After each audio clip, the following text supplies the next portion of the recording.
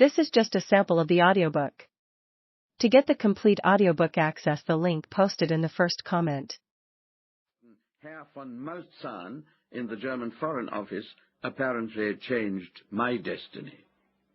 It is difficult to know what one remembers in truth and what one has reconstructed from photographs or anecdotes of loving relatives. For instance, there's one event of which I have absolutely no recollection, but which I see in the mind's eye as clearly as though I had been an active rather than a passive participant, and that is my baptism. My grandmother wrote from Cairo, insisting that I be baptized in the waters of the Jordan for old time's sake. My father was properly impatient with such jaded symbolism, and said he couldn't possibly take leave of absence for such a specious reason. A compromise was reached. It was decided that the interested parties meet halfway between London and Cairo. Since my grandmother's knowledge of geography was hazy, it was easy to convince her that the halfway mark between the two capitals lay in Stuttgart, or more accurately in Schwäbisch Gmünd, a town a few kilometers away.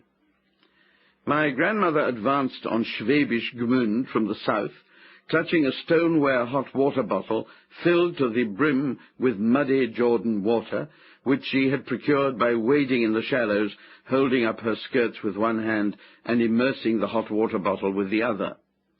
All went well until the actual christening, when the aged clergyman who suffered from the shakes let slip the hot water bottle at the climactic moment of the ceremony, and it broke neatly in two on the Victorian mosaic, sending rivulets of yellowish water alive with the agitation of primitive and almost invisible river life, exploding among the cracks and crevices of the neo-Gothic Bible scenes depicted on the floor.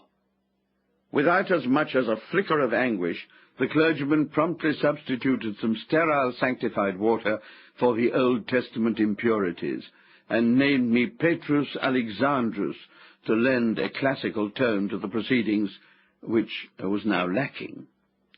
I'm grateful not to have been born into a backward time where such an event might have been interpreted as a displeasure of some god or other, for I might easily have been sacrificed in a cowardly act of appeasement.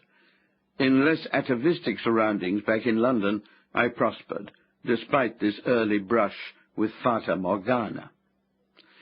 The first nurse I remember was black, but instead of the full-bosomed, contralto, crooning warmth associated with black nannies in antebellum surroundings, this lady came from the Cameroons, a part of Africa formerly under German hegemony, and she possessed the febrile eye and the rasping voice of a Prussian drill sergeant. Her name, if you please, was Fräulein Bertha, which sounds like some kinky creation of Strindberg's fevered imagination. I spent most of my time standing in the corner with a wet diaper on my head, while she screamed and ranted in Barrack Square German. She was caught beating me mercilessly by my father, who fired her on the spot, which caused her to feel great bitterness about white overlordship. Her successor was Irish, a girl in her 20s who dressed like a woman in her 50s. She was all mildness of manner and hypocritical whispers and nursery jingles, but in spite of the prissy piety of her comportment, a habit she must have picked up in some convent, I spent just as much time in the corner as under Fräulein Bertha, and even more time with soggy underwear on my head. Whereas Fräulein Bertha didn't give a damn who knew of her educational methods, Miss O.R. was full of murmured threats about what would happen to me if I ever complained to my parents about what went on. Among these specified occurrences was her habit of wheeling me into the park, ostensibly to take a breath of air in my pram. We never went far, however, although we stayed out a long time. My daily constitutional took us 2 streets away to a relatively low neighborhood. Here I would be parked next to a railing and be left to my own devices, while Miss O.R. disappeared down some steps into a basement where a door opened mysteriously to let her in.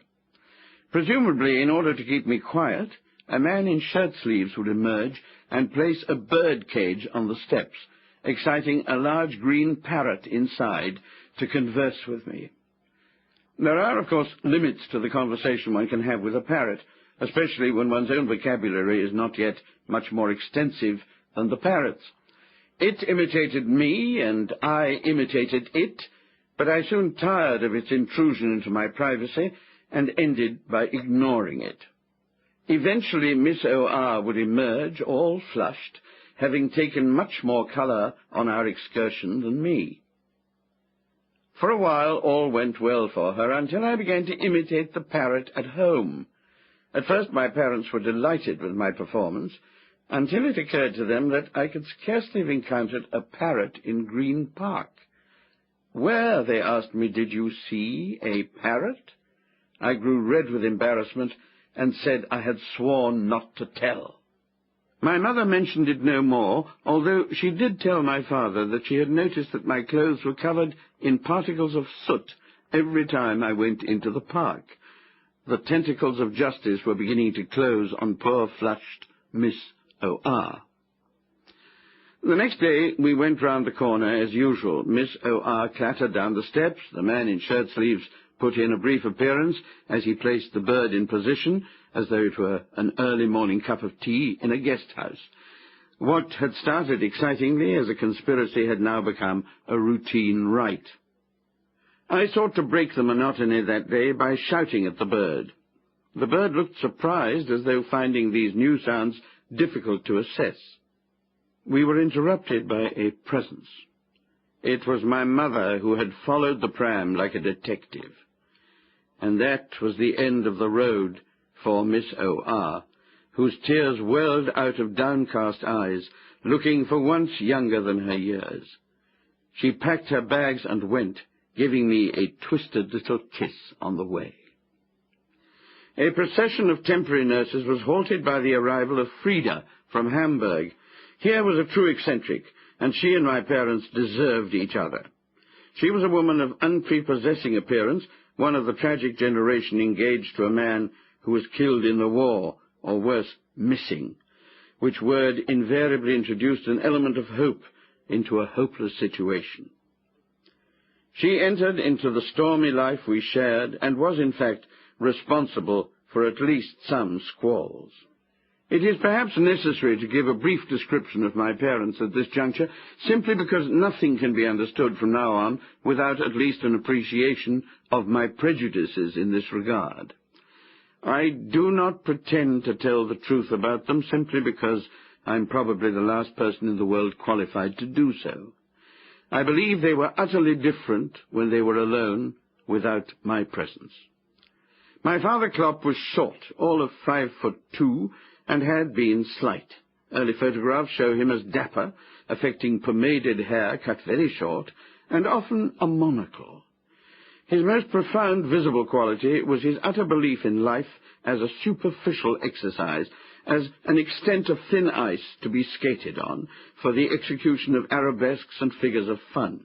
It was natural for such a temperament to find real joy in the quicksilver world of journalism. My mother was a large woman in comparison with him, that is. She had a fine face with a kind of natural warmth and simplicity which attracted everybody, from my father's girlfriends to homosexuals who found in her an uncomplicated friend and mentor.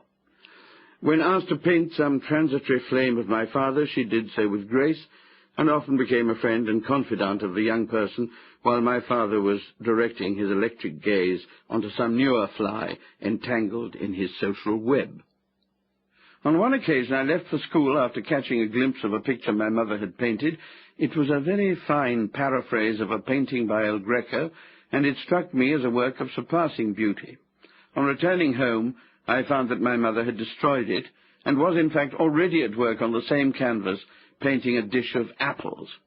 My fury knew no bounds. I surprised both my parents by the violence of my sentiments, and for the only time in my life had them both shouting at me. I banged the door of my room and locked myself in. Once inside, I felt a new strength I had never experienced before. It was the premature rage of an adult. There was no trace of a tear in my eye. For the first time, or so it seemed to me, I had spoken from a platform of my own, and not merely